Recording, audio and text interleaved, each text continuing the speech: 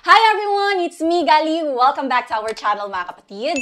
So in today's video, guys, I am going to share with you my final thoughts about this new release, Lux Organics Serum Lotions. But before we jump in, make sure to hit that subscribe button and click that notification bell para always po kayong updated kapag meron po tayong bagong upload sa channel na to. So, let's dive now sa common information ng mga products na to before natin i-discuss ang mga differences nila since meron pong tatlong variants. So, last month, guys, I ordered these lotions sa Lazada app sa presyong 199 pesos each. But lately, pumunta po ako sa mga physical store sa Watsons and nakita ko din to, guys, sa department store sa SM na pina-buy one take one sila, mga kapatid, sa presyo na 399 pesos. So I'm thinking na ang retail price talaga nito ay mas mababa sa 199 pesos kasi bakit meron silang pa-andar na 399 pesos tapos dalawa na yung makukuha mo. So kapag 199 pesos each kasi, hindi ka nakatipid, right? Of course, I did some research, guys, pero sad to say, sa Watsons na page, naka-buy one take one na to, hindi na naka-reflect ang original na individual price ng mga lotion na to, okay? So, let me know na lang, mga kapatid, sa comment section kung naabutan nyo to naka-individual price. Kasi I think talaga hindi siya 199 pesos. Parang mahal yung store na nabilhan ko nito nung bago pa tong ni-release. Moving forward, itong mga lotions na to, this is made in China, ayan o. This is made in China, guys. And then, this is paraben-free, ayan. Ang content amount nito ay 350 ml. And I'm impressed. To be honest, hindi po ako mahilig mag-lotion. Pero nung sinabi nila na ang formula nito ay serum type, as in, ayan, nabudol ako, mga kapatids, kasi compared sa mga typical lotions na parang nagsisit lang sa top ng skin mo and then kapag pinawisan ka or nabasa, parang slidey. Ito, mga kapatids, ang na-observe ko, kapag pinawisan ka, hindi siya malagkit, very lightweight, and non-sticky. So now, let's proceed sa pag-discuss ng each variant. So, ito yung unahin natin, mga kapatids. So, sa tatlong variants, guys, itong Niacinamide plus Arbutin ang pinakagamit na gamit talaga namin ni Harvey. So, ganito ang itsura ng kanyang packaging. Of course, madidistinguish mo agad ito kasi naka-color coding silang tatlo. Ayan, color pink ito, mga kapatids. And then, when you buy this, kapag brand new pa, hindi pa na-tester ng iba, meron siyang sealed dito, mga kapatids. Very pretty, wala akong problema sa packaging. Ayan, as always, ang ganda ng mga packaging ng mga Lux Organics products. Ganito yung harapan niya. And then, ito naman yung likod niya. Merong mga informations dito and of course, the ingredients. So, it says here, mga kapatids, na itong variant na to, claims na ito ay nakaka-lighten ng skin, nakaka-brighten, and soothing siya. And based on our experience, kaya ito yung pinakagamit na gamit namin ni Harvey, it's because, grabe, effective talaga to na magpa-even ng skin tone. Si Harvey kasi, mga kapatids, yung husband ko, always nagmumotor.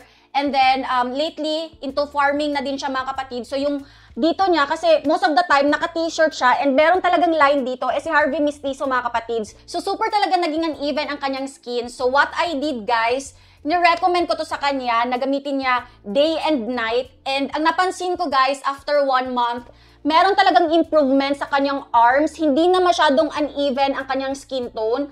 So recently, tinanong ko siya, mga kapatids, kung ano yung ginawa niyang routine every time na ginagamit itong product na to. And sabi niya, very simple lang daw. Kapag naliligo siya, gumagamit siya ng kanyang Kojic na sabon kasi favorite ni Harvey ang Kojic na sabon, mga kapatids. Kahit anong brand daw, and most of the time nga, yung pinakamura na brand ang binibili niya. Tapos after niyang maligo, ayan, ina-apply niya tong lotion na to. And then ang scent naman ng lotion na to ay unisex. Bagay sa babae, bagay din sa mga lalaki. Upon dispensing the product, guys, kapag inamoy mo siya, hindi siya amoy sweet, hindi din siya flowery. Basta for me, typical lotion siya, mga kapatids, yung amoy nito. Pero what makes this stand out talaga ay yung formula dahil serum type siya, mga kapatids. When you blend it, ayan, ganyan siya ka-lightweight tignan and legit. Non-sticky talaga siya, mga kapatids. Overall, I highly recommend this kasi pwede naman kasing sabihin ng mga or i-claim ng mga lotions na lightening, brightening, pero kapag tiningnan mo ang ingredients list, hindi supported. Ito mga kapatids, supported talaga sa ingredients list. So meron tong dalawang brightening skincare ingredients and these are niacinamide and arbutin. This also contains vitamin C to restore our radiant complexion para hindi dull tingnan ng ating balat mga kapatids. This also contains hyaluronic acid to provide long-lasting moisture. So hindi ito drying na klase na lotion. Kahit mag-absorb siya sa skin, hindi drying yung pakiramdam guys. And lastly, this contains vitamin E to improve our skin texture, guys. So overall, if you have an even skin tone, sa tatlong to, this is the best for you. Ito talaga yung very effective to address an even skin tone. So now, let's proceed na sa Milk Plus Gluta na variant. So ganito naman guys, ang itsura ng Milk Plus Gluta na variant. Ayan yung harap na design niya and then ito naman yung likod niya. By the way, dito naka-indicate mga kapatids ang expiration date ng mga lotions na to. So for this one, mag-expire to this coming 2025. When it comes to scent mga kapatids, as in, ito yung pinakamabango talaga sa lahat. Kasi ito mga kapatids, for me lang ha, kasi iba-iba naman tayo ng taste. Lotion lang talaga ang amoy ng dalawang to. Pero kung naghahanap ka ng Lux na amoy ng lotion, get this one. Kasi kasent nito mga kapatids ang Versace Eros na perfume. I can't forget that specific perfume kasi nung nagbuntis ako kay Vash, it's my first time na nahook ako sa perfume and yung perfume na yun guys, gipangalaan jud na ako as in. Pero ito mga kapatids, toned down version ng Versace Eros. So, if you are a girl na di mo treat ang masculine na mga pabango mga kapatids, magugustuhan mo pa rin to. Kasi yung Versace Eros, in my opinion, very masculine. Ito, toned down and very professional ang kanyang scent. Alam mo yung parang CEO ka lang mga kapatids na alam mo yung mahilig sa mga designer. And then moving forward sa mga key ingredients ng lotion na to, hindi din to nagpapatalo mga kapatids kasi upon checking the ingredients list, this contains milk protein that keeps our skin hydrated. And of course, meron tong glutathione. Ito yung star talaga. Kasi ito meron tong glutathione. Ito meron ding glutathione mga kapatids. Ito meron ba tong glutathione? Parang wala. Ito wala tong glutathione. So, meron tong glutathione mga kapatid that can restore our skin complexion. Meron tong panthenol, aloe vera, centella asiatica, o diba? Meron tong centella asiatica mga kapatids, and hyaluronic acid to moisturize our skin. If you are looking for a gentle, luxurious feel na lotion, guys, this is for you, okay? And yeah, ginagamit ko to mga kapatids every time na umaalis ako ng bahay kasi super bango niya talaga mga kapatids and it complements my perfume, ayan. And basta, ang ganda niya mga kapatids na gamitin. So every night mga kapatids, pagkatapos ko pong maligo, ito po yung ginagamit ko na lotion for my body, especially sa leeg ko and sa kamay kasi dito ako prone na magka-wrinkles and meron ako mga fine lines. So para hindi masyadong dumami, I use this product because this contains retinol.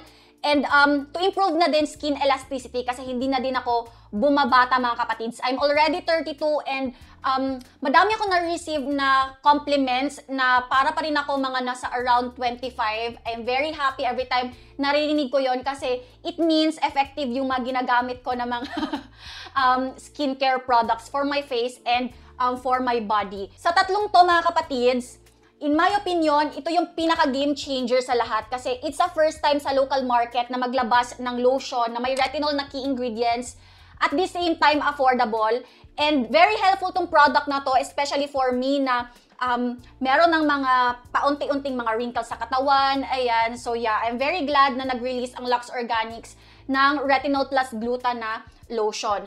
So ito guys, of course, this contains glutathione to address mga uneven skin tone pero hindi ko masyadong na-observe sa product na to since ito yung ginagamit ko talaga to address uneven skin tone kapag umaga guys. Meron din tong maraming moisturizing ingredients like hyaluronic acid, peptide, and ceramide guys. As in, super na-impress talaga ako sa release ng Lux Organics kasi nilagyan nila ito ng mga skincare ingredients na alam mo yung for face, ayan. So nag-level up na talaga ang mga ingredients ng lotion. Hindi to malagkit. Ganito ang itsura ng mismong product kapag dinispense. Ayan, it's the same sa tatlong variants. And then ang scent naman nito, unisex. In my opinion, hindi siya flowery, hindi din siya sweet. Lotion siya mga kapatid. Ano yung lotion-lotiony? Parang ganun yung scent niya. Ang difference lang talaga, very lightweight and non-sticky talaga sa feeling. Ayan. Ito yung advantage. Ayan, mabango siya mga kapatids, pero when it comes to scent talaga, hindi ako masyadong na-impress. Katulad nito na parang meron talagang wow factor. Pero sa tatlo mga kapatids, ito talaga yung game changer when it comes to key ingredients. Ito, effective to when it comes to addressing uneven skin tone. Pero meron na kasing mga ibang lotions way back before na nakaka-address. Ang advantage lang nito, hindi talaga malagkit guys. And then for example, kasi kapag umaalis ako mga kapatids, ito yung lagi kong ginagamit. And then kapag nag-absorb kasi sa skin, itong tatlong lotion na to, pwede ka pang magpatong ng sunscreen para hindi ka talaga mangitim. Kasi yung ibang lotion, kapag nagpapatong ka ng sunscreen, nagpapatsa-patsa or, ano bang tawag dito? Parang hindi okay yung combination. Pakita ko sa inyo ha. So, ito yung upcoming na sunscreen na i-review ko. Ito yung travel size na Deopros na Hyaluronic Sun Gel. Wala tong white kasi mga kapatids. Wait lang. Yung malaki, ginagamit ko. Ito kasi yung travel size. Andun kasi sa taas mga kapatids yung malaki. So, ito munang travel size ang papakita ko. Since na same lang man sila ng, ano bang tawag dito? Laman. Ayan. So, kapag nagpatong ka ng sunscreen, lightweight pa rin. Since na very lightweight ang lotion mga kapatids. And as you can see, hindi nagpapatsa-patsa mga kapatids. Kasi merong mga ibang lotion na kapag pinatungan mo ng sunscreen, alam mo yung parang nagpipil yung lotion sa ilalim. Ito, hindi. Ayan o. Hindi talaga. So, overall mga kapatids, if you are that someone looking for a lotion na makaka-prevent or address ng fine lines sa bodies, well, this is for you, okay? Or if you have sag skin, ayan, maganda din tong gamitin, guys. Again, this is unisex, itong tatlong to. So, kahit lalaki ka, if you're watching this video, you can use this lotion, guys. Okay? So, I hope mga kapatids, itong product review natin for today ay makatulong po sa inyong purchase decision kung bibilihin nyo pa itong mga lotions or hindi. Highly recommended ko to, and yeah, please let me know kung naging hiyang po kayo sa mga lotions na to. So, if you like this video, please don't forget to hit the like button, share this video sa inyong mga family and friends, and if hindi ka pa nakapag-subscribe, please don't forget to subscribe to this channel and ring that notification bell para always po kayong updated sa mga bagong uploads sa channel na to. Thank you for watching this video, and I'll see you on the next one. Bye!